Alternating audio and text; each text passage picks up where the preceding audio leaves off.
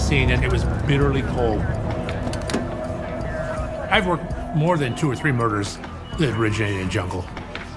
Steiger is about as qualified as you can be in the murder business. He has a passion for it.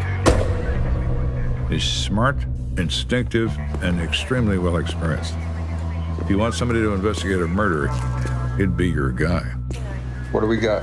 They report that there is a female, physically small. She's sitting on the staircase, and her throat has been slashed. She has bled out, and she's been dead for some time. They also say there's a witness who saw her sitting there and was the person who called the police to draw their attention to this woman. He was in the back of a patrol car. The guy looked like a transient. They said he's got blood on his clothing. Of course, that piqued my interest right away. All of the crime scene was contained by this staircase.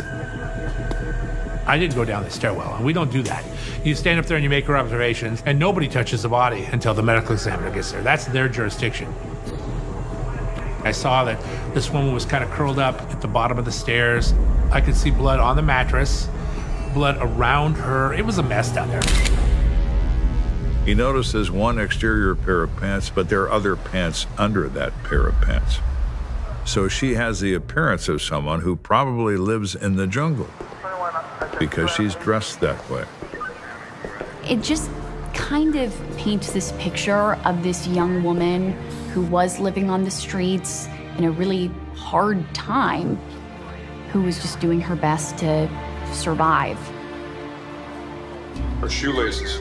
I saw her shoes were off, and one of her shoelaces was untied. The taking the shoe off was obviously deliberate. Why would someone take the shoe off in that cold weather? She certainly didn't do it herself. Steiger makes a mental note of that, but he knows it's unusual. And anything unusual is worth paying attention to.